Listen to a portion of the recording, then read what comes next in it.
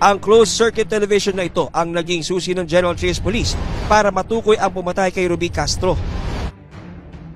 Ilang oras bago ang krimen, nahagip ng CCTV ang kasambahay na si Vanessa habang kausap ang biktima.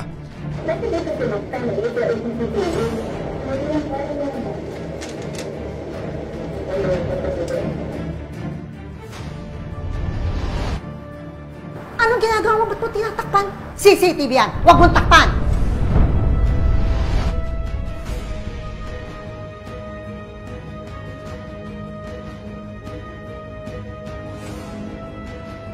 Nakita rin siya na tinatakpan ng puting tela ang CCTV.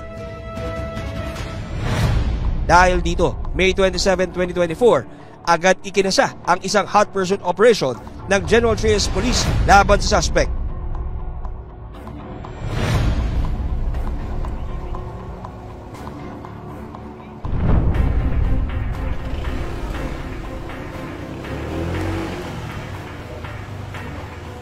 Bakit ngayon ka lang?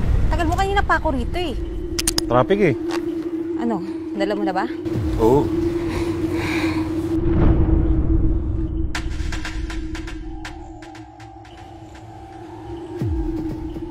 Ganito ba to? Boss, ano to? Hindi akin to, pinabili lang. Kana. Nahuli sa Caloocan City ang kasambahay na si Vanessa Hilado.